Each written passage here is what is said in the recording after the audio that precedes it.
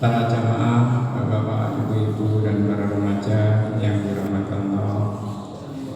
Marilah sama-sama kita panjatkan puji syukur kehadirat Allah SWT atas segala rahmat, taufik, hidayah dan inayahnya dengan karunia berbagai nikmat yang Allah limpahkan kepada kita semuanya, terutamanya nikmat iman dan Islam, nikmat sehat, panjang umur, dan nikmat sempat, sehingga pada pagi hari ini kita masih bisa bersama-sama hadir di tempat yang mulia ini untuk bersama-sama sholat subuh berjamaah. Dan alhamdulillah pada pagi hari ini Allah masih beri kesempatan kepada kita semuanya untuk bisa duduk bersama di pagi hari ini di dalam majelis ilmu yang insya Allah nanti akan disampaikan oleh guru kita Dr. Haji Muhammad Kamal Hakim MA dengan kajian hadis Arba'in Nawawi. Salawat serta salam senantiasa tercurah dilimpahkan dari iman kita suri teladan setiap manusia baginda Nabi Agung Muhammad sallallahu alaihi wasallam beserta keluarga dan para sahabatnya, dan semoga kita semuanya kelak mendapatkan syafaatnya dari beliau di yaumil akhir. Amin ya rabbal alamin. Para jamaah sekalian, namun sebelum kita mulai takbir pagi hari ini, mari kita sama-sama membaca Al-Quran surat Al-Fatihah sebagai ungkapan rasa syukur kita kepada Allah SWT atas berbagai karunia nikmat yang telah dilimpahkan kepada kita semuanya. Dan semoga seluruh rangkaian amal ibadat kita diterima dan diridhoi oleh Allah SWT. Ala hadhihi niati wa likulli niyatin shalihah bi barakati Al-Quran Al-Fatihah. A'udzu billahi minasyaitonir rajim. Bismillahirrahmanirrahim. Alhamdulillahi rabbil alamin. Ar-Rahmanir Rahim. Maliki yaumiddin. Iyyaka na'budu wa iyyaka nasta'in. Ihdinas siratal mustaqim. Siratal ladzina an'amta 'alaihim ghairil maghdubi 'alaihim waladdallin. Amin. Seperti biasa, nanti di penghujung mohon disediakan waktu barangkali ada jamaahnya yang bertanya. Terima kasih. Wassalamualaikum warahmatullahi wabarakatuh. Mantap Ustaz.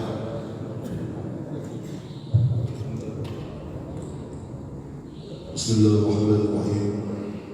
Assalamualaikum warahmatullahi wabarakatuh.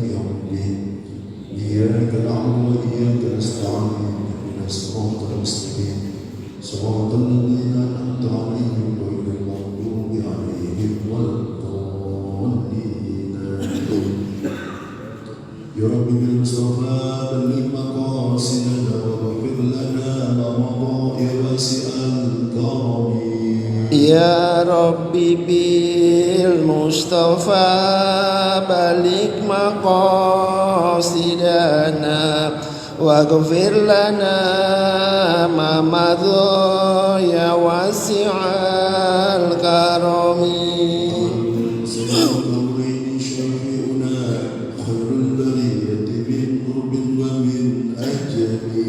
Ya Rabbi bil Mustafa balik maqasidana waghfir lana ma madha ya wasi'al karami.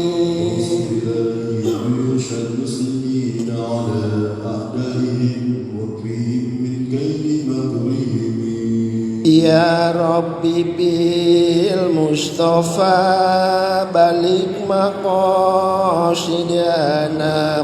waghfir lana ma madha ya wasi'al karami.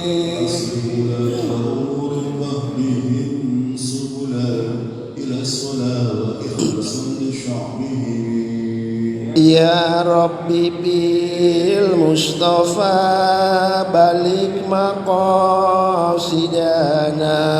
waghfir lana ma madha ya wasi'al karami.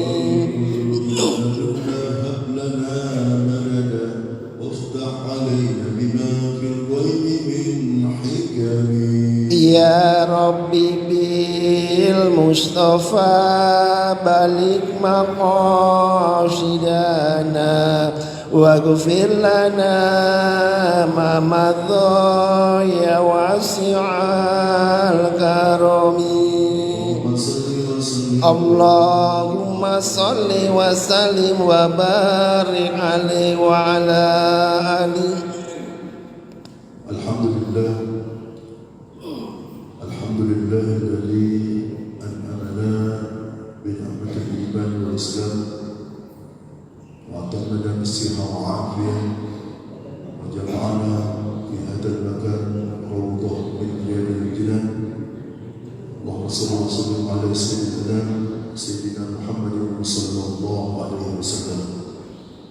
Allahumma alimna ma 'allamtana wa 'allimna ma yanfa'una wa zidna ilman tanfa'una. اللهم فقهنا في الدين وعلمنا التأويل. اللهم أغننا بالعلم وزينا بالحلم وقنا بالتقوى وجملنا بالعافية. وبعد para jemaah yang dimuliakan oleh Allah Subhanahu wa taala. Syukur alhamdulillah pada pagi hari ini kita dapat menunaikan kewajiban kita melaksanakan salat subuh secara berjamaah, melanjutkan dengan taklim pada pekan ini pada hari Sabtu. Kajian kita dalam kitab Al-Wafi bi Syarh Al-Ba'in An-Nawawiyah. Semoga ibadah yang kita laksanakan pada hari ini dan yang sebelumnya diterima oleh Allah Subhanahu wa taala senantiasa kita diberikan keistiqomahan untuk selalu menjalankan perintah Allah dan menjauhkan segala larangannya. Salam tak lupa kita sampaikan kepada Nabi Muhammad sallallahu alaihi wasallam, uswah hasanah kita, qudwah hasanah kita. Semoga kita dapat menjalankan segala sunnah-sunnah beliau dalam kehidupan kita, menjadikan umat yang mendapatkan syafaat husna di yaumul akhir kelak. Amin ya rabbal alamin. Baiklah, pada pagi hari ini kita akan melanjutkan dalam pembahasan kitab Al-Wafi bi Syarh Al-Ba'in An-Nawawiyah di Imam Nawawi. Kita masuk pada hadis yang ke-30. Bismillahirrahmanirrahim. Qala musannif fi kitabihi wa adam bihi wa bi barakati ulumihi wa bikum fi daraini amin. Al-hadithu al-thalathun, hadis yang ke-30.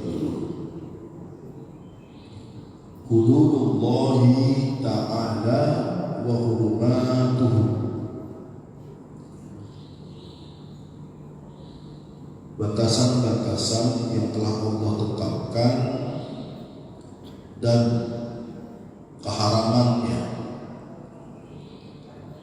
An Abi Sa'labati Tushayni Jursum bin Nashir radhiyallahu anhu, dari Abi Sa'labah Tushayni Jursum bin Nashir radhiyallahu anhu an Rasulullah sallallahu alaihi wasallam, dari Rasulullah sallallahu alaihi wasallam, beliau bersabda. Inna Allah ta'ala farada faraidha fala tubayyi'uha. Sesungguhnya Allah Subhanahu wa ta'ala telah mewajibkan kewajiban-kewajiban, maka janganlah kalian meninggalkannya. Wa hadda hududan fala taqtaluha, dan telah membatasi batasan-batasan, dan janganlah engkau melampauinya. Wa harrama asya'a fala tantahikuha, dan Allah telah mengharamkan sesuatu dan janganlah kalian melanggarnya. Wa sakata an asya'a, dan dia mendiamkan akan sesuatu, rahmatan lakum, sebagai bentuk kasih sayang Allah kepada kalian. Ghairu nisyain, tanpa lupa. Fala tabhathu anha, dan janganlah kalian membahasnya akan hal tersebut. Hadis hasan diriwayatkan oleh Darqutni wa ghairuhu. Ahamiyatul hadis. Hadzal hadis min jawaimil kalim allati ikhtassa Allah ta'ala biha nabiyyuna bahwa wajizun balik. Hadis ini merupakan termasuk jawabul kalim, perkataan sabda Rasulullah SAW yang singkat dan padat, bahwa wajizun balikun. Tidak banyak hadis ini, karena ada hadis yang cukup panjang redaksinya, matanya. Ini tidak terlalu banyak menjelaskan tentang 4 hal. Balighun, sehingga mudah untuk dimengerti.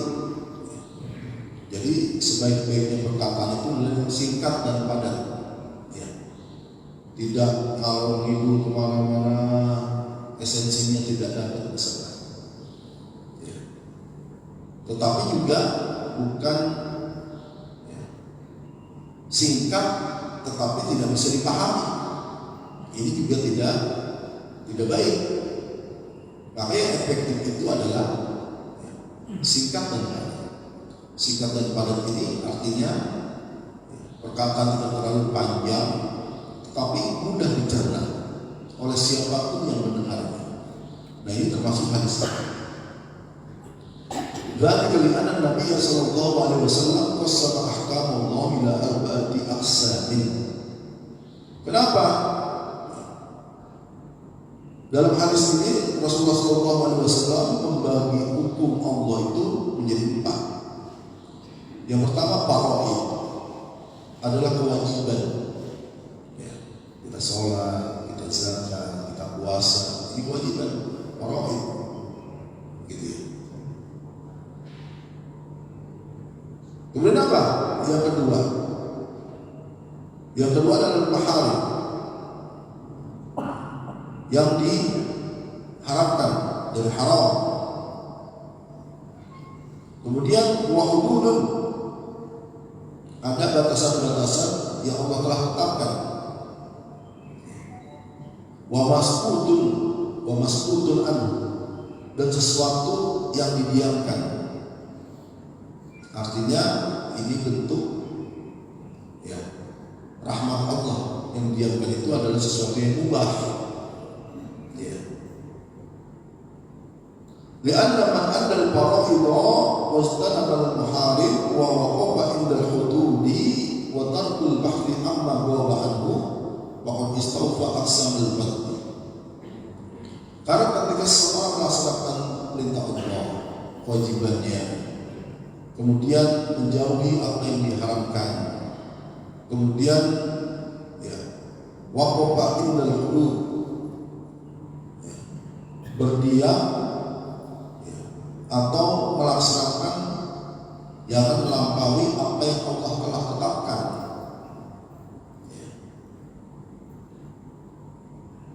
Kita diperintahkan oleh Allah Subhanahu wa Ta'ala untuk melaksanakan salat yang wajib 5 waktu. Salat subuh hanya 2 rakaat, jangan ditambah-tambahin. Mau lebih banyak 3, 4, 5 nggak boleh, tetap 2. Itu batasan. Ya. Kita boleh puasa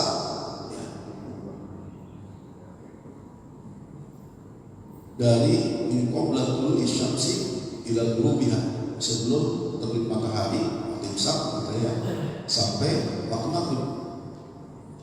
Gak boleh kita puasa sore ya, dari subuh, sebelum subuh sampai subuh lagi, itu namanya puasa sore. Gak boleh ya. Ini adalah batasan yang Allah telah tetapkan.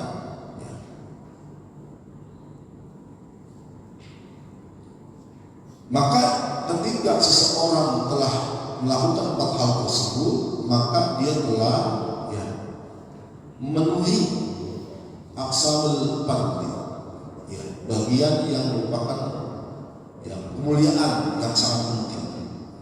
Wa awfahu qadim, dan telah memenuhi akan hak agama. Karena syari'a la takhruju an hadhihi al-anwa' al-mazkura fi hadzal hadis. Karena syariat Islam itu tidak keluar dari 4 hal tadi. Dari kewajiban yang harus kita laksanakan, dari keharaman yang harus kita tinggalkan, dari batasan-batasan Allah yang harus kita patuhi, dan terhadap sesuatu yang Allah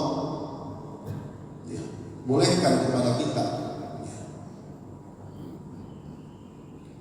Fiqhul hadis wa ma yarshu ilaihi. Pelajaran dari hadis ini dan apa yang ditunjukkan, pelajaran apa yang diberikan dalam hadis ini. Yang pertama, Imam Nawawi mengatakan wujubul muhafazati 'alal faraidi wal wajibati. Wajib untuk menjaga perkara yang wajib yang Allah telah tetapkan kepada kita. Wal faraidu hiya ma faradallahu 'ala ibadihi wa alzamahum al-qiyam biha as-salati was-zakati was-siyam wal-hajj.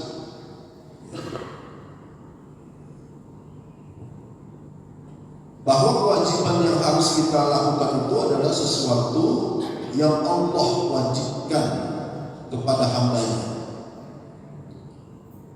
dan memerintahkan mereka, mewajibkan mereka untuk melakukan hal tersebut.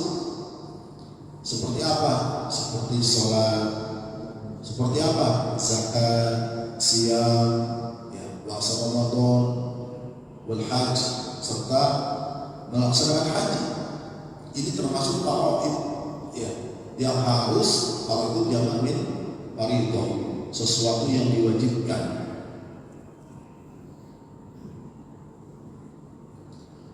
Dhahaba Syafi'iyya anna kulla ma wajaba bi dalilin syar'iyyin min al-kitabi aw sunnati aw al-ijma' aw ghayriha min adillati syar'i fa huwa fardhu. Imam Syafi'i berpendapat bahwa segala sesuatu yang diwajibkan dengan dalil syar'i, baik dari Al-Quran maupun dari As-Sunnah serta ijma' min adillati syar'i, dari dalil-dalil syar'i, maka hal tersebut adalah fardhu, kewajiban yang harus kita lakukan. Sholat, perintah sholat dalam Al-Quran, wa aqimus sholat, dirikanlah sholat. Bagaimana kita cara sholat? Tinggal ikut Nabi. Shollu kama ra'aitumuni usolli. Sholatlah kalian sebagaimana aku sholat.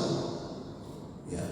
Sementara ru'iyah, ya, perbedaan dalam melaksanakan ibadah sholat, ya, itu adalah masuk khilafiyah. Para sahabat meriwayatkan banyak, ya, ketika Rasulullah SAW melaksanakan sholat ini, ya, tentu dicontohkan oleh Rasulullah SAW. Ada perbedaan, ya, dalam melaksanakan sholat, gerakan-gerakannya itu adalah hal ru'iyah, tidak perlu dipermasalahkan.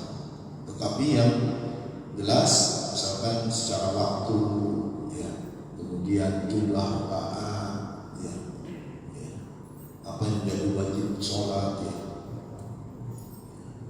apa yang menjadi sunnahnya, itu kita tunaikan.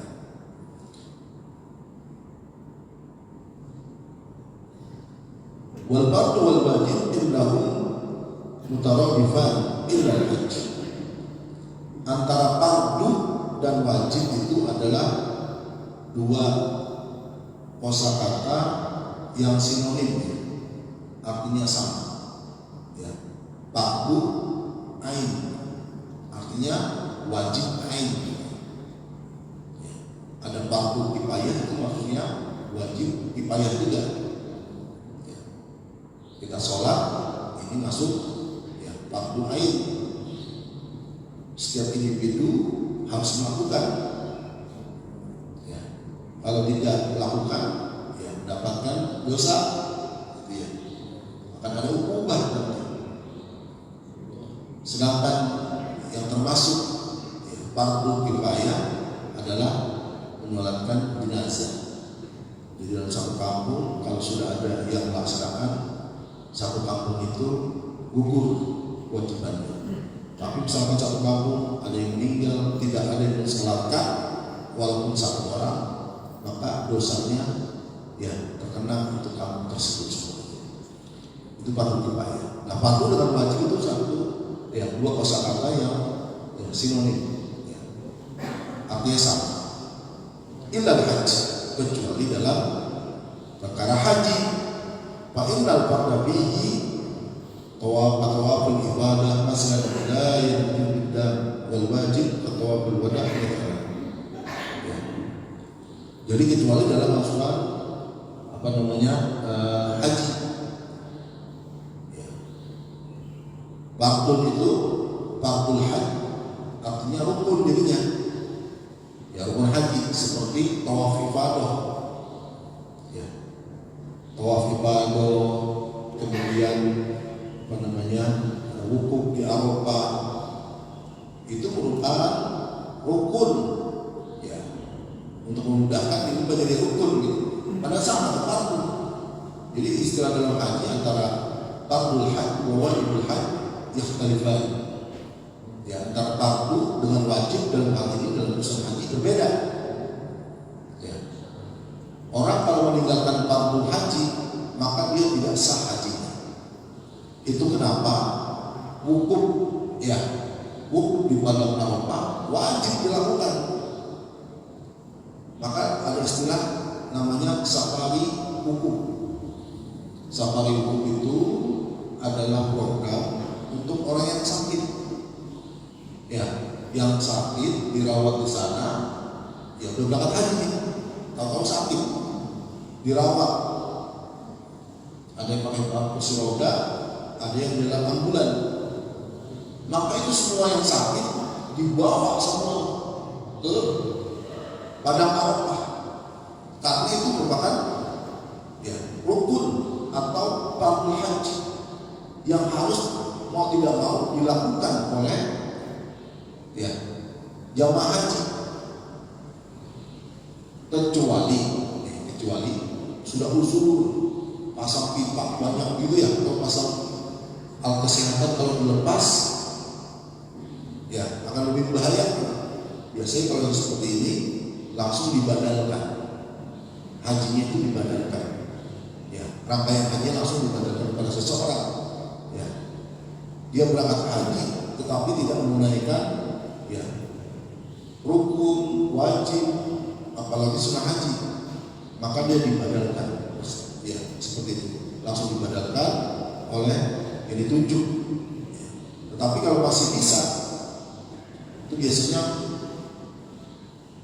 yang masih bisa dalam satu ambulan ada berapa orang, ya, ada berapa orang, ya.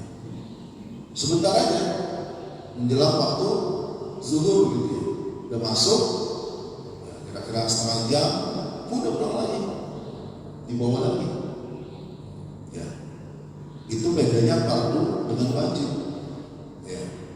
Sedangkan tawaf wada itu tidak rukun, itu hanya wajib haji, ya, tidak ada dan di situ, ya.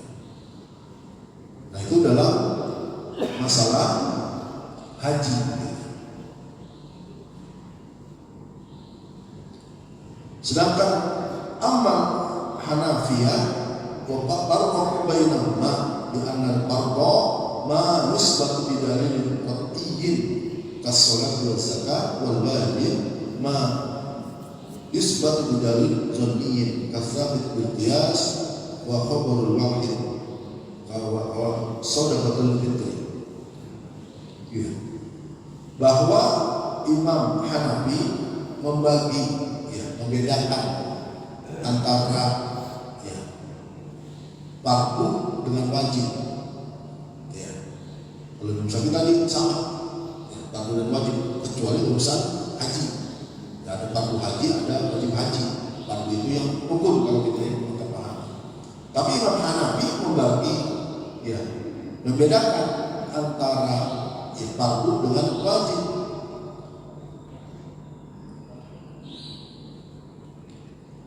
Yang wajib yang fardu itu, ya, seperti isbatu bidalil qat'iyyin adalah, ya, satu amalan, ya, yang ditetapkan dengan dalil syar'i. As-sholatu wa zakat,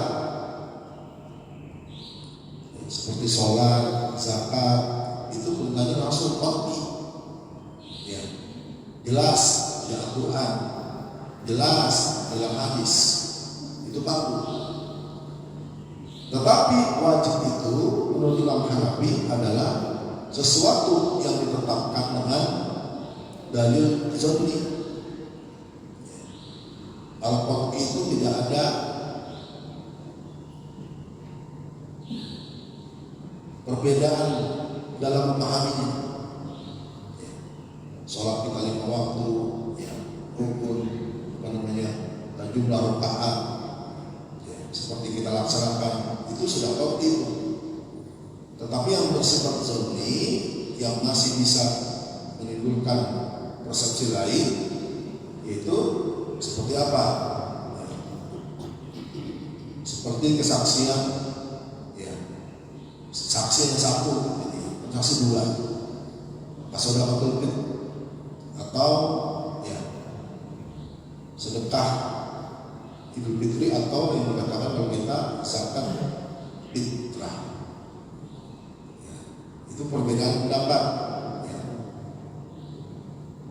Dalam hal ini, ya, ada yang membolehkan hanya bahan makanan saja, ya, termasuk Imam Syafi'i, ya. Itu hanya kalau kita, ya, di Arab sama gandum, kalau kita beras.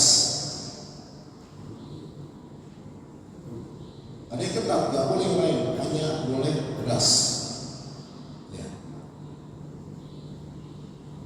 Imam Hanafi membolehkan, ya, untuk berbentuk uang, ya, karena uang bisa juga membeli, ya, bahan makanan atau hal lain yang dikiaskan dengan dia.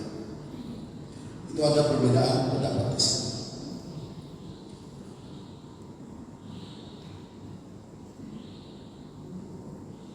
Watar qasimu fara'idhu ila qismain, ya. Fardu itu, kewajiban itu ada dua ya. Faraid a'yan tajibu ala kulli mukallafin bi ainihi kasalawatul khamsi wa zakah was sunnah. Bahwa fardu itu ada dua, fardu ain dengan fardu kifayah. Fardu ain adalah yang diwajibkan kepada setiap individu kita ya.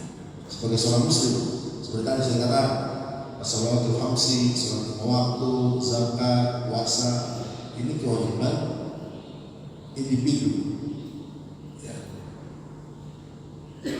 Wa faraidul kifayah idza qama biha ba'dul muslimin saqatul ithmi 'alal jami'.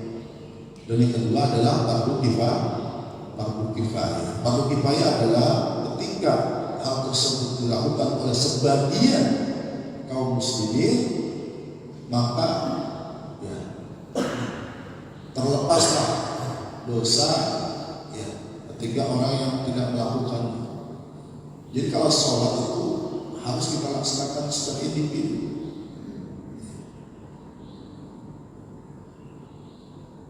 Wa idza lam yakun biha ahadun akhadha al-jami'. Tapi ketika fardu itu tidak dilakukan, maka semuanya berdosa. Kasolatil jenazah, seperti sholat jenazah. Ya. Maka sebut apapun ya,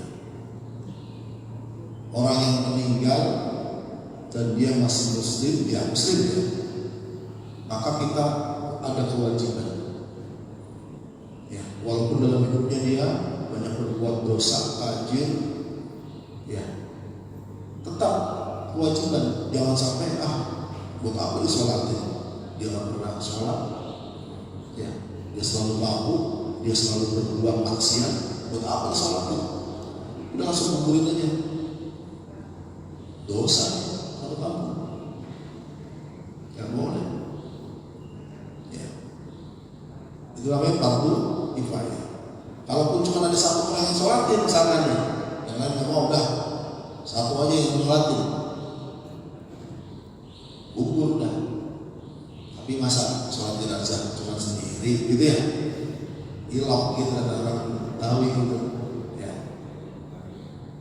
Maka oleh karena itu kewajiban kifayah ini ketika dilakukan oleh sebagian kecil saja, maka yang lainnya sudah terbebas dari dosa. Tapi kalau ditinggalkan, seluruhnya mendapatkan dosa. Itu fardu kifayah. Yang kedua, athani al-wuquf inda hududillahi ta'ala. Ya. Yang kedua adalah berhenti atau berdiam kepada batasan-batasan yang telah Allah tetapkan. Wahiyal uqubatul muqaddarah ar-radi'ah 'anil mal.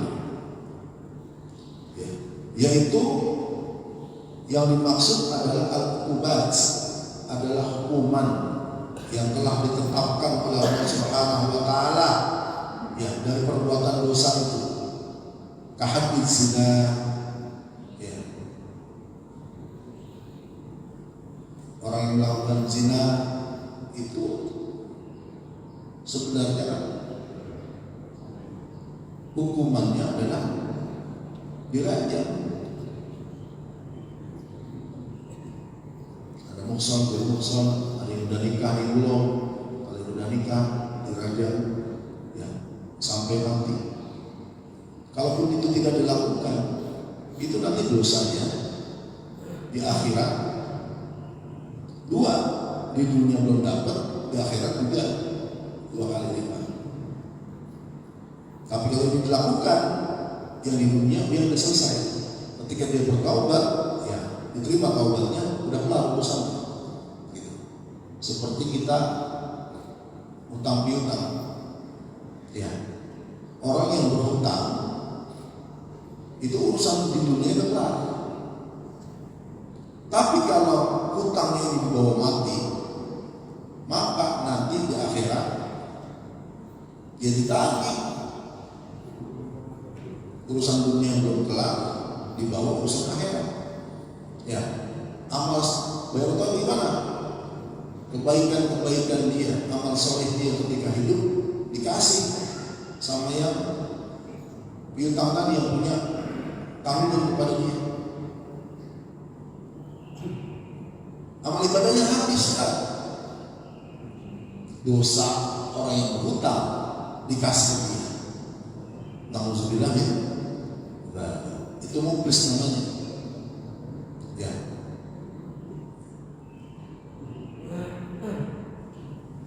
Kemudian wahab sarafah, hukuman bagi orang yang mencuri dengan kadar tertentu sudah wajib dipotong tangan. Tidak dilakukan di sini, nanti urusannya di akhirat. Begitu. Wahab syurbi khamr, dan hukuman bagi orang yang meminum khamr. Nanti penjelasan di sini ada. Qala Rasulullah sallallahu alaihi wasallam Usamah ibn Zaid hina kallamahu bi mar'atil Makhzumiyah allati saqat amal Badr. Ini pernah terjadi ya, pada zaman Rasulullah sallallahu alaihi wasallam.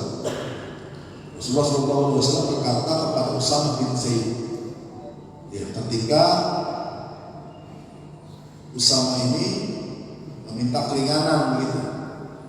Ada seorang wanita dari Bani Makhzumiyah. Ini anak kepala suku, ya, anak kepala suku Makhzumiyah, ya. Allati saratat amal Badr. Pada waktu pembebasan kota Mekah, perempuan ini anak dari kepala suku Zainab, Makhzumiyah, ini mencuri, ya. Karena bapaknya kepala suku, ya, bilang sama Usamah, Usamah, bilangin sama Rasulullah, ya, jangan dipotong anak saya tangannya, ya, karena dia punya tokoh gitu ya, ngaruh. Akhirnya Usamah memberanikan diri, wahai Rasulullah, ini ada perempuan dari Bani, ya, Makhzumiyah, tapi dia anak kepala suku, ya, dia telah melakukan perbuatan mencuri. Kalau bisa Rasulullah jangan ditetapkan, jangan dipotong tangannya, gitu ya. Kira-kira gitu, melakukan penamalan. Apa kata Rasulullah SAW? Atashfa, apa tashfa fi haddin min hudurillah, yakni bil qat'i bis sarqah, bahadil hudud hukubat muqaddarah Allah al-Khaliq subhanahu wa ta'ala, yajibul hukum indaha bila ziyadatin wala naqsin. Wahai Usamah, apakah engkau ingin yang menolong batasan hukuman yang telah Allah tetapkan dalam memotong tangan perempuan tersebut, dan hukuman ini telah Allah tetapkan dan wajib hukumnya untuk melaksanakannya. Maka dalam hadis itu asbabul wudud, dalam hadis laukanat Fatimah sarafat laqattu iyadah, atau kama qala sallallahu alaihi wasallam. Dalam hadis yang teruskan tadi, ketika Usamah melakukan penawaran biar perempuan, ya, anak dari kepala suku ini tidak ditetapkan padanya hukuman, ya, potong tangan, negosiasi. Bahkan Rasulullah langsung berkata, wahai Usamah, ya, apakah engkau menolong seseorang dari hukuman yang telah Allah tetapkan? Itu baca hadis yang saya baca tadi. Seandainya Fatimah anakku sendiri dia mencuri, aku sendiri yang akan memotong Inilah ketegasan dalam hukuman dan Islam, tidak tembang pilih gitu ya. Kalau kita yang terjadi kan tembang pilih ya, orang yang punya kekuasaan, orang yang punya materi, punya pengaruh, itu hukum tumpul. Coba orang susah, tajamnya setajam bukan silet lagi. Apa yang paling tajam itu? Ya. Bagaimana kita pernah dengar ya, seorang nenek-nenek ya, orang yang udah sepuh mengambil kayu, bahkan di kawasan yang dilarang, ya itu dihukum.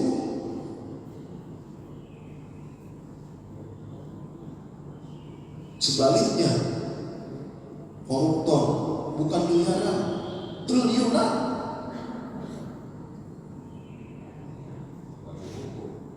Hilang barangnya karena ada nilainya. Jadi Islam itu tegas, maka dilaksanakanlah potong tangan itu buat anak dari ketua kepala suku. Karena apa? Semua tegas. Jangankan anaknya dia tuh, gitu ya, masih kita. Anakku sendiri kalau dia, ya Fatimah ini mencuri, yang memotong sendiri adalah aku langsung. Itulah keadilan dari Islam. Tidak tembang pilih. Ya, kalau tembang pilih, repot. Ya, keadilan hanya untuk orang-orang bawah, orang-orang atas dan tersentuh. Ya, jelas dari Islam. Ya. Maka apa yang telah Allah batasi, yang Allah telah tentukan dari bentuk hukuman itu nggak boleh ditambah, nggak boleh dikurangi. Mentang-mentang anak pejabat, ya ada negosiasi, akhirnya ya hukumannya cuma setengah, seperempat, dan seterusnya. Tidak ada. Itulah ya Islam menampilkan bahwa hukum itu ya, diberlakukan dari atas sampai bawah ke sana. Lapar kok beda Arabiyin sama Ajamiyin, kagak ada perbedaan orang Arab sama orang non-Arab, sama. Ya. Kemudian apa lagi? Contoh yang disebutkan dalam kitab ini, ya.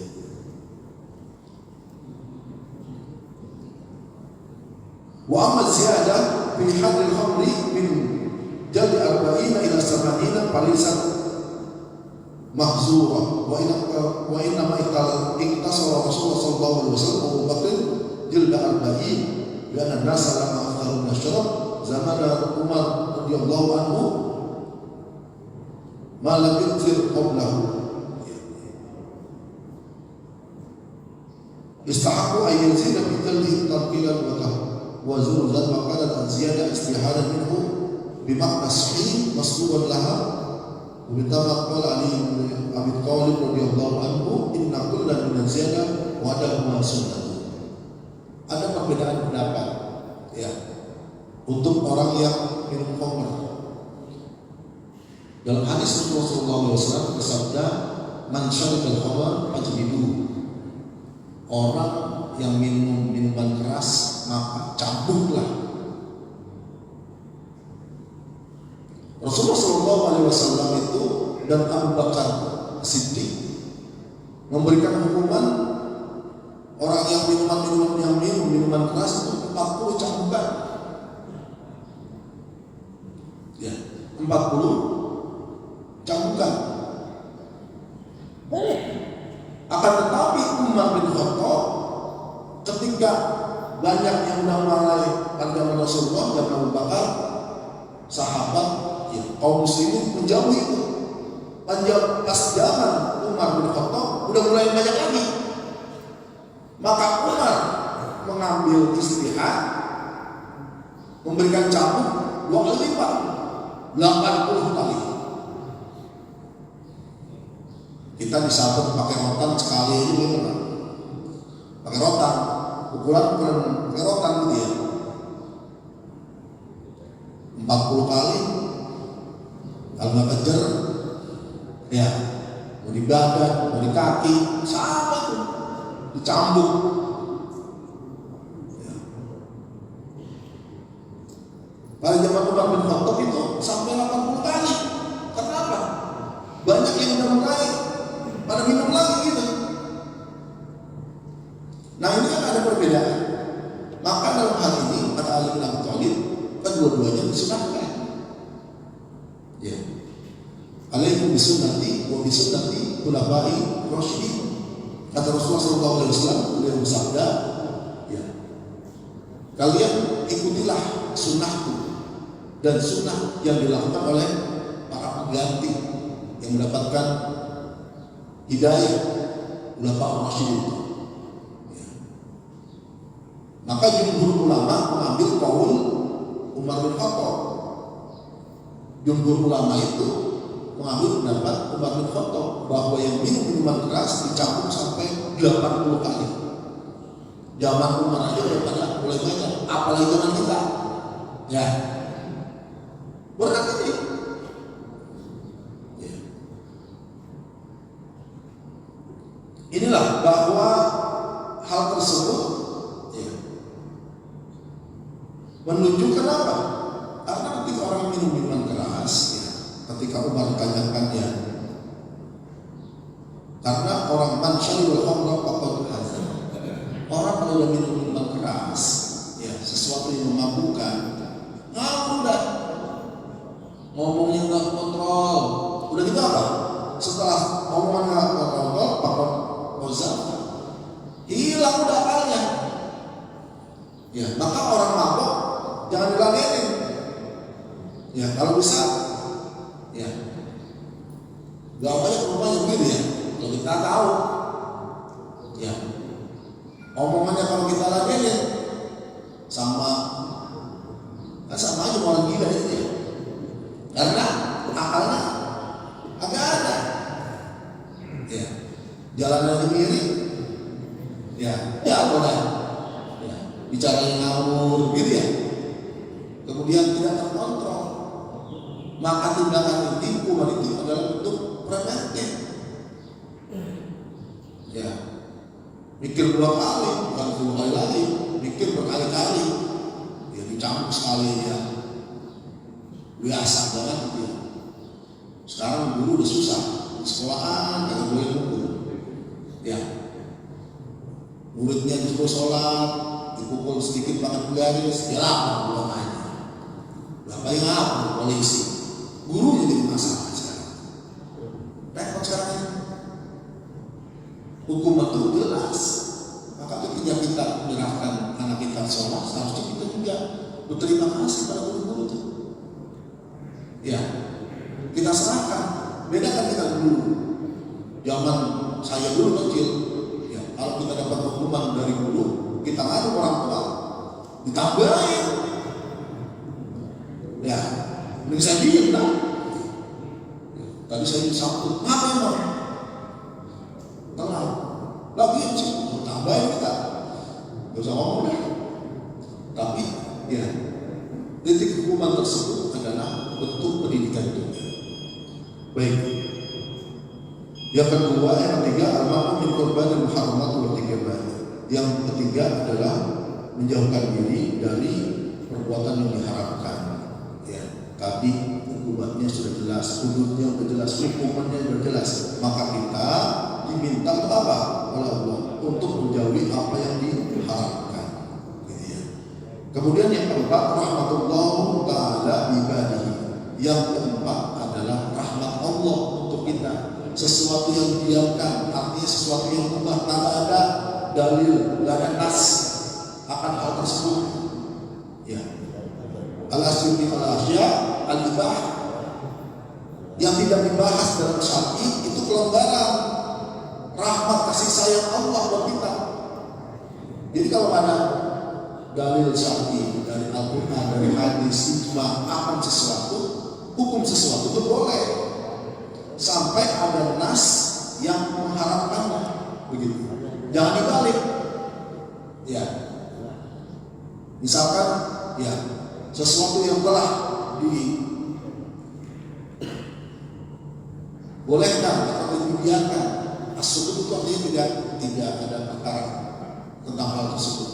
Maka itu adalah sesuatu yang boleh. Ini tidak ada dari Al-Quran dan kemudian hadis, ijma ulama atau sesuatu yang biasa aja boleh kita lakukan. Gitu ya. Dan yang terakhir adalah ibadah kasratul bahthi was-su'al. Ya, perintah ya, di sini larangan kita untuk nanya-nanya akan satu hukum atau membahas secara mendalam. Kita diharapin makan babi atau orang-orang non-muslim, babi itu enak, gurih banget. Nah, pasti orang muslim kagak boleh dicari-cari karena dulu ya bahwa daging babi itu mengandung cacing pita. Sekarang dengan masak berapa derajat kan cacing pitanya mati. Kalau cacing pitanya mati boleh babinya halal kita. Itu logika, nggak bisa. Kalau udah diharamin udah kita jauhin, nggak usah nanya-nanya. Kalau udah nanya udah raya Yahudi, nama raya Yahudi. Kan disuruh perintah untuk ya sembelih, ya bakoro, sapinya sembelih. Nanya lagi, sapinya mana apa, kriteria seperti apa. Nah, kan ribet itu jadinya. Ya kalau kita baca soal bakoro tuh, masya Allah itu salah satu ya kebiasaan orang Yahudi, kasar soal. Ya kita diperintahkan sholat, nah pasti kita suruh sholat, ada 5 kali lagi. Nah pasti suruh 2 rakaat, bahas di situ. Udah kalau udah itu udah perintah, itu adalah sesuatu yang diharamkan. Sami'na wa ata'na, selesai dah. Ya, perkara nanti didapatkan hikmah dari hal tersebut itu hal lain. Ya, pasti Allah ada sesuatu mewajibkan kita. Kenapa kita harus sholat 5 waktu? Ya, kenapa gerakan sholat, ruku, sujud seperti kita lakukan ini? Ya, ada hikmah. Ternyata dalam kedokteran banyak sekali manfaat. Posisi terbaik kita adalah ketika sujud, karena darah masuk ke kepala kita. Ketika kita sholat itu, ya melancarkan fungsi. Itu hikmah. Hal lain artinya kita laksanakan aja. Sami'na wa ata'na. Jangan banyak nanya-nanya. Udah hukum ngapa sih ngapa mau? Jadi kenapa sih? Ya kayak orang Yahudi. Maksudnya ini bukan bertanya dalam perihal agama, bukan, tapi bertanya atau membahas satu ya sesuatu yang telah diwajibkan kepada kita. Ya. Bagi ramai apa kalau bil khalqi kalau apa kalau bil khalqi kita disuruh kalau mau berpikir lihat ciptaan Allah, jangan mikirin zat Allah. Ini ada ngomong tentang zat Allah, nggak nyampe kan? Kelar, gitu kira-kira. Nah ini saja itu pembahasan kita karena sudah waktu dulu. Di sebelum itu ada pertanyaan silakan. Silakan kalau ada pertanyaan yang singkat dan insya Allah dijawab dengan singkat dan padat. Pertanyaannya singkat, nanti jawabnya singkat dan padat insya Allah. Yang nanya namanya Bapak Ustadz Sodikin. Makasih Kiai. Yang pertama, bolehkah kita melaksanakan hukum berpindah imam? Kemudian yang kedua, kalau istri ngambil duit suami, apa termasuk mencuri? Kemudian suami ngambil duitnya istri, apa itu termasuk mencuri? Atau anak mengambil duitnya bapak, termasuk mencuri? Makasih Kiai, itu aja.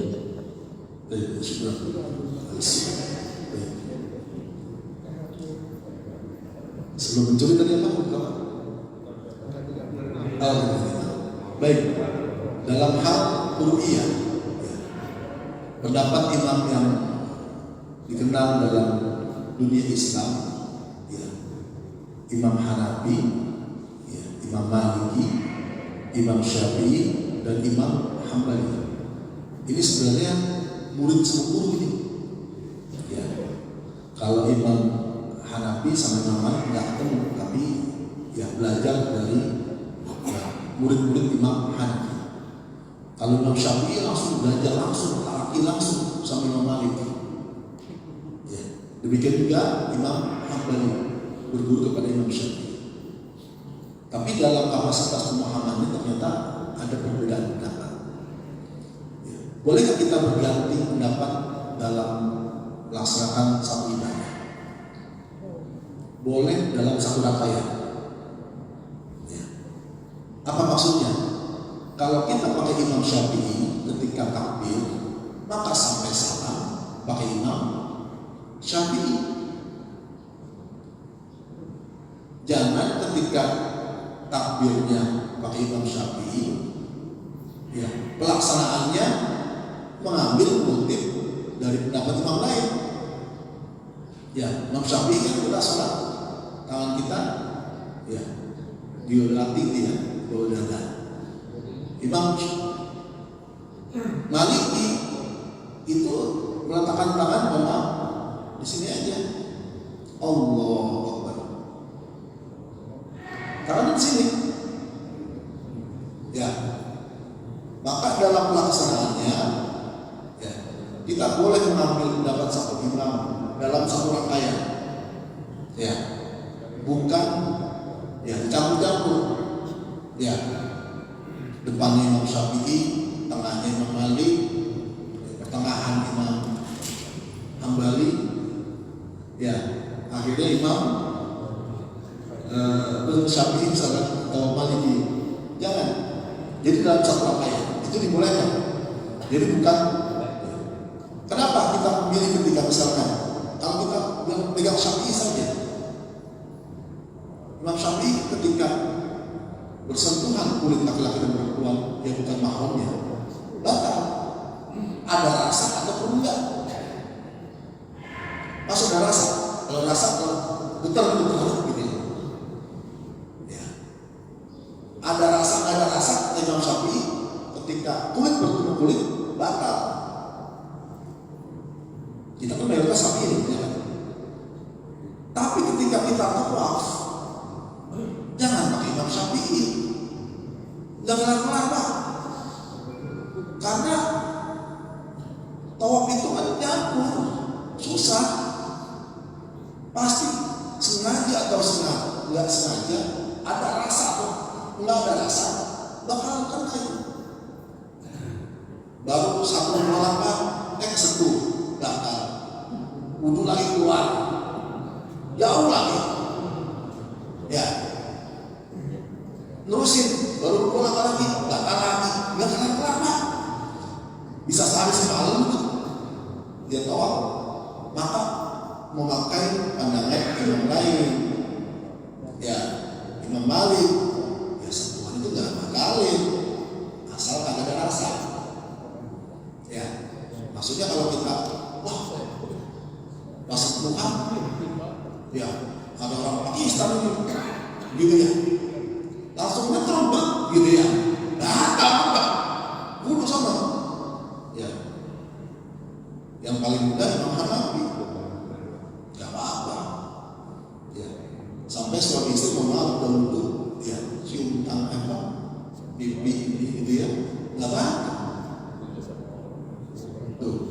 Karena di riwayat itu kan. Maka dalam hal ini kita harus ambil satu rangkaian.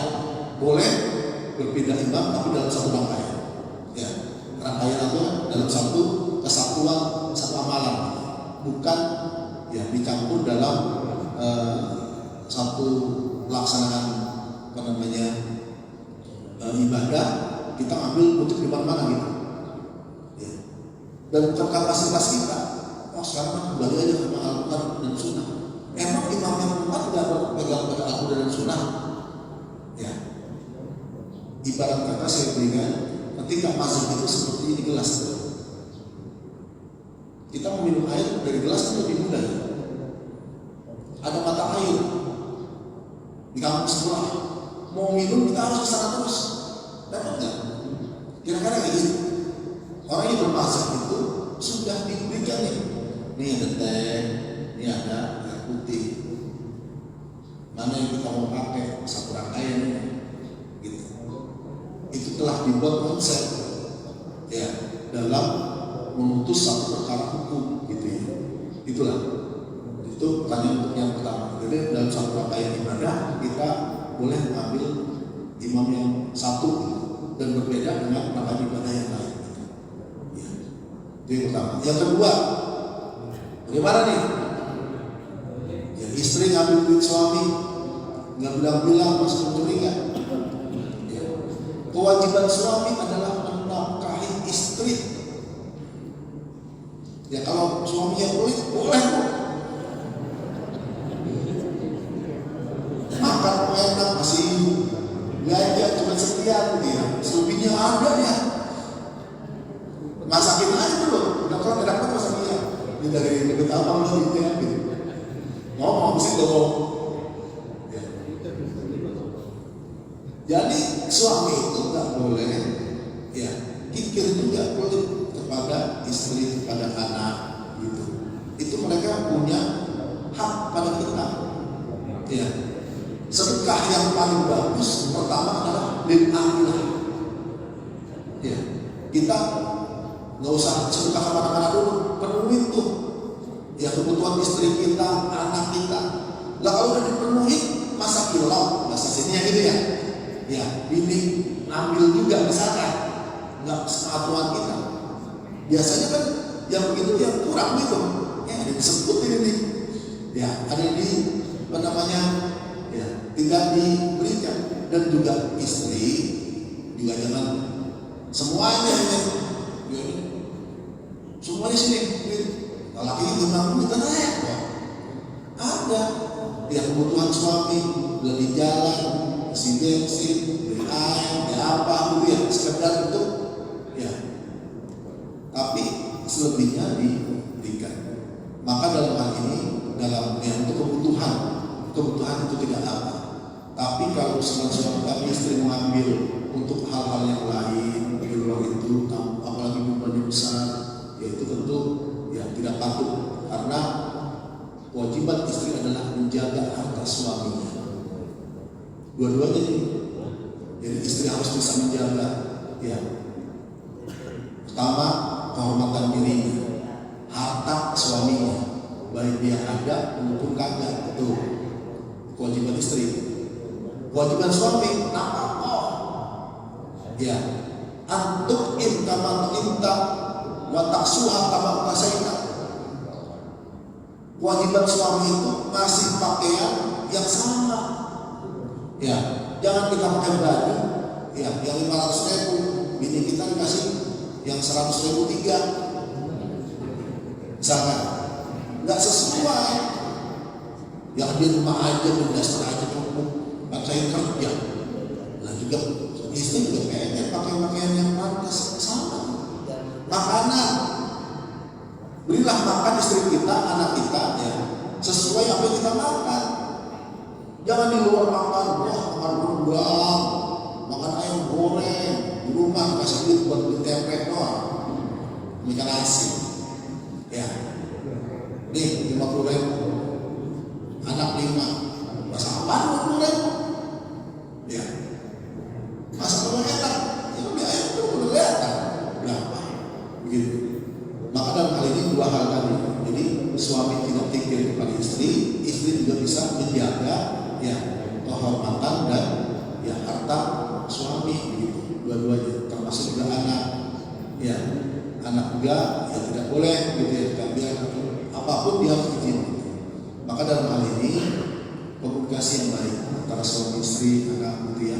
Karena ketika ada hal-hal ya yang miskomunikasi situ akan terjadi ya selisih pendapat dan akhirnya terjadi pertengkaran. Setan itu paling senang Pak, ya Bu, paling senang kalau ada rumah tangga yang bubar. Semua itu dia, maka tiap hari bicara masalah, biar pada berantem, masakan kasihan lah, bikin jadi berantem, kopi kepahitan, ya hal-hal sepele kadang bisa jadi pemicu. Karena itu emang ada tuh, ya setan yang khusus memisahkan dua pasangan di dalam keluarga. Maka dalam hal itu, ya dua-duanya bisa mewakili kewajiban suami dan kewajiban istri sama-sama dipenuhi, ya dilakukan komunikasi. misalnya mencuri untuk kebutuhan, untuk hal yang bisa digunakan, itu adalah tidak apa. Tapi kalau itu dia mencuri untuk hal di luar kebutuhan, hal-hal yang bahkan israt misalnya, tapi izin suami apalagi jumlahnya besar, maka itu tidak layak untuk seorang istri. Berarti dia tidak terpercaya untuk menjaga kehormatan, untuk menjaga hartanya. Gitu. Demikian. Wallahu a'lam bishawab. Masih ada lagi? Oh, dari ibu ada pertanyaan lagi? Ada. Sabar sebentar Pak ya. Satu lagi ibu-ibu ini nanya. Mana Bu?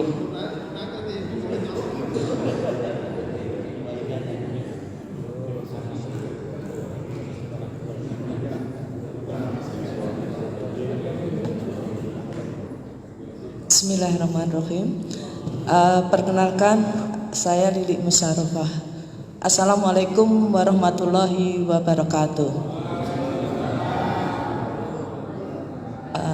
Baik, terima kasih Pak Ustadz diberikan kesempatan pada saya. Saya ada permasalahan yang melihat dari sekitar lingkungan kerja ya. Begini, tadi disampaikan oleh Pak Ustadz bahwa apa yang kita lakukan di dunia akan dibalas juga di akhirat. Kemudian apa yang belum diselesaikan di dunia maka akan juga dibalas 2 kali di akhirat. Di dunia belum diselesaikan, maka di akhirat juga akan diminta lagi. Tadi terkait dengan pinjam meminjam. Nah, ini Pak Ustadz, apabila ada ya orang yang meminjam, kemudian sudah ditagih berkali-kali, kemudian keluarganya juga sudah tahu, kemudian ternyata orang itu meninggal. Ya, kuncinya kan di situ, ikhlasin saja, gitu ya. Kemudian secara formal juga menyampaikan ikhlasin saja.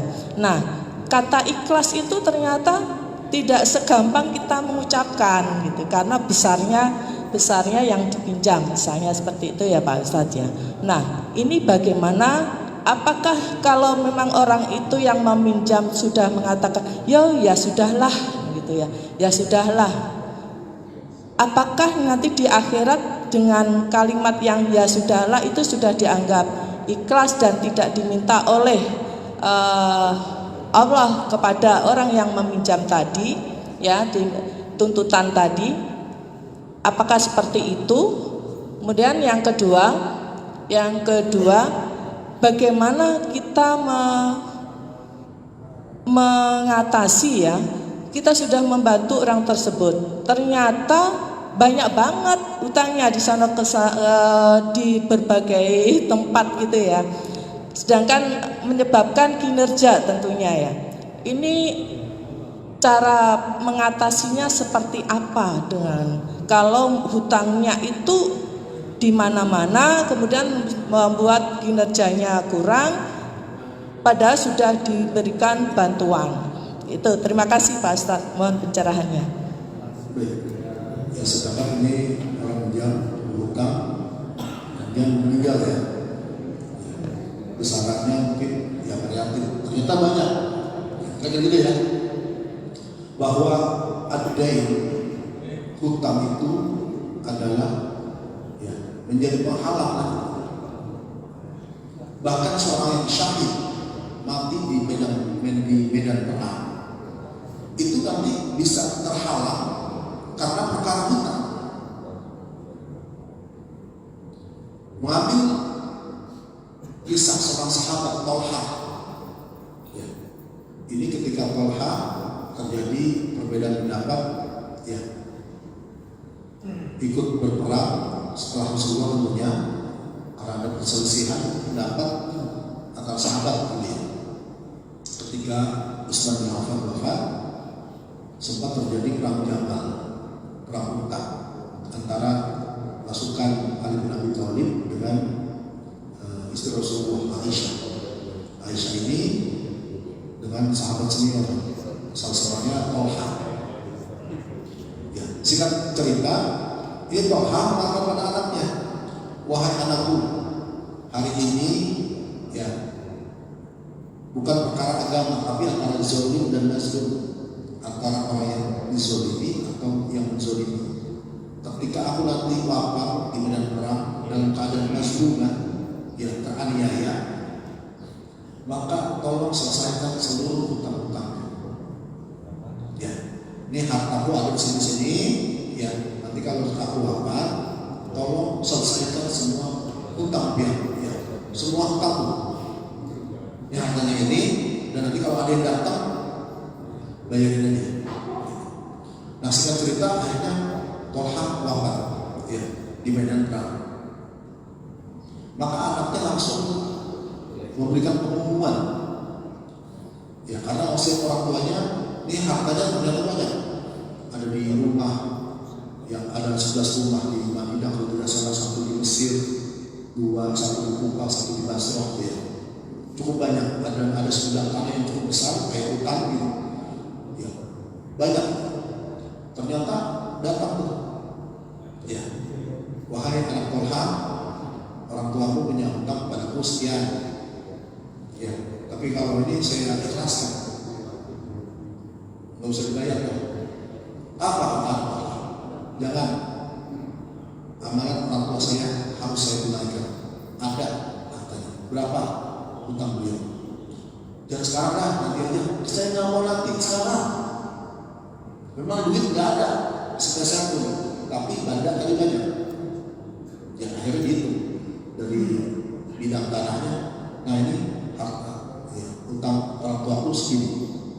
Ini untuk ukuran tanah, ini tanah ini menjadi milikmu batasan. Artinya apa? Anak Tolha tadi menolak apa-apa. Ya udah diikhlasin aja. Bahasa kita kan kadang-kadang jadi bahasa apologis. Ya, orang tua lu punya hutang, ya udah nggak apa-apa dah, gue ikhlasin. Ada dalam hati masih ganjel. Gak usah gitu Pak, ya udah aja kelarin. Ya Bu, jadi ketika seorang itu punya hutang, ya udah selesai. Ya, apalagi kita punya buktinya. Ya nanti, ya kalau nanti nggak bisa bayar sekarang, boleh kapan aja lah kita berikan kuasa gitu. Tetap. Maka dalam masa hutang piutang sangat ya disarankan kita punya ya bukti hitam di atas putih, ya minimal namanya kwitansi gitu ya. Tapi juga nominalnya yang ya Mas kalau minta 10.000 pakai kwitansi kan enggak gitu ya. Kalau kecil-kecil mungkin juga kita, wah saya udah ikhlasin kan, dia pernah minjem dulu beli rokok, beli apa, beli beras, beli apa, ya. Gak apa-apa. Tapi kalau sudah nominalnya agak berat, ini 1 juta zaman dulu kan gede, ya itu kan gimana? Tetap 1 juta. Ya dalam hal itu ya sudah kita sampaikan saja. Jangan kita mengatakan dia saya ikhlasin, tapi di dalam gak ikhlas. Wah sayang gitu ya. Jangan. Jadi antara perkataan dalam hati kita samakan. Oh iya ada hutang, tapi kasih aja pelonggaran, misalkan nih agak susah bagaimana, ya nanti kalau sudah ada rezeki silakan menghubungi saya gitu ya. Kelar gitu. Apalagi banyak di mana-mana. Ya, kita punya bukti, udah kita berikan kepada ahli warisnya. Ya, nanti kompensasinya apa? Ya, apakah masalah waktu, apakah harta yang dia tinggalkan itu nanti sebelum dipecah waris itu harus ditunaikan dulu Pak. Perkara hutang piutang itu tidak boleh diakhirkan, di depannya udah dihitung nih, baru dari semua hartanya dipotong dulu semuanya, dibayarin semua, baru dibagi. Saya tidak punya apa-apa ini, bagaimana? Ya kalau ada apa-apa ya sudah nanti menjadi tanggung jawab ahli waris. Saya kira seperti itu. Jadi dikomunikasikan, kita juga jangan berapologi, ya seikhlaskan. Tidak usah. Masalah hutang piutang itu adalah hak hukukul adam yang harus dikelarkan. Tadi saya katakan yang mati syahid saja akan tergantung dengan hutang, apalagi seperti kita mati biasa. Ya. Oleh karena itu dalam masalah hutang piutang, ya turunan tingkat kepercayaan. Ya, orang yang berhutang, kita ketika memberikan bantuan pada orang yang berhutang, kita dapat pahala luar biasa. Tapi kita juga harus menagih. Ya, jangan dibiarin aja. Ya, dia makhluk berkata, tagih. Udah setahun lewat, 2 tahun lewat, diam aja. Sekarang ada kebiasaan yang buruk, orang minjem kadang buat hal-hal yang tak penting. Ya, ternyata nggak bisa ditunaikan. Udah gitu dia hilang tanpa kabar. Dia status jalan-jalan dulu, entah masih banyak kita. Nah, itu kejar Pak. Maka kalau hutang seperti itu tadi jelas ya, hitam putihnya, ya kapan dilaksanakan, ya. Kalau nanti dia melanggar, asik pada ahli warisnya, karena hak orang itu tidak boleh dibagikan kecuali hutang piutangnya udah dikelarin semuanya itu. Ya, baru dibagi warisnya, baru nanti kalau ada dia wasiat, seperti itu. Demikian, wallahu a'lam bishawab. Semoga bisa diingat kalau tidak memuaskan sendiri. Terima kasih Pak Ustaz pencerahannya. Cukup? Cukup ya? Kalau mau terus boleh. Baik, kira-kira cukup ya pembahasan pada kajian kitab Arba'in Nawawi pada pagi hari ini. Semoga ilmu yang kita baca dan kitab ini dan penjelasan yang kita baca dan kitab ini dapat kita serap, kita pahami untuk kita laksanakan untuk kita sadari.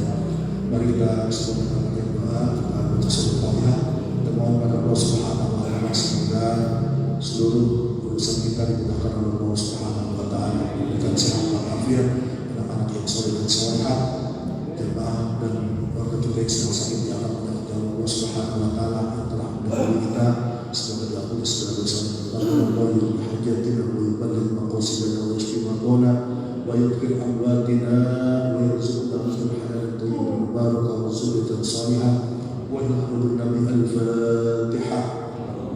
A'udzu billahi minasyaitonir rajim. Bismillahirrahmanirrahim. Alhamdulillahi rabbil alamin arrahmanir rahim maliki yaumiddin. Iyyaka na'budu wa iyyaka nasta'in. Shiratal mustaqim.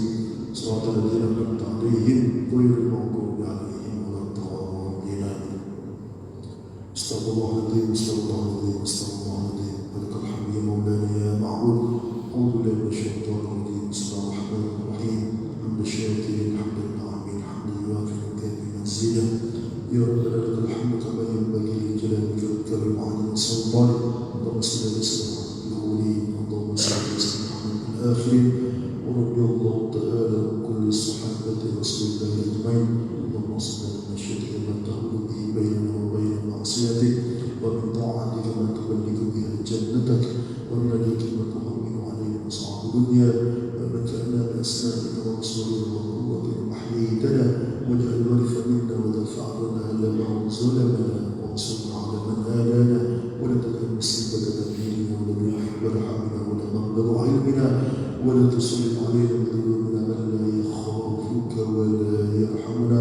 Allahumma arzuqna ilman la yanfa' wa min qalbin la yakhsha wa min nafsin la tashba wa min du'a'in la yusma' wa min ha'ula'i al-asbab wa lakal hamdu ilayka al-mushtaka wa anta al-musta'an la hawla wa la quwwata illa billahi al-'aliyyil 'azim. ربنا اغفر لنا ولإخواننا سبقونا بالإيمان ولا تجعل في قلوبنا غلا للذين آمنوا ربنا إنك أنت الرؤوف الرحيم. ربنا آتنا في الدنيا حسنة وفي الآخرة حسنة وقنا عذاب النار وادخلنا الجنة مع النور العظيم يا رب العالمين. بفضلك اللهم التحية فيها السلام وعلى الدعوة الحمد لله رب العالمين. السلام عليكم ورحمة الله وبركاته.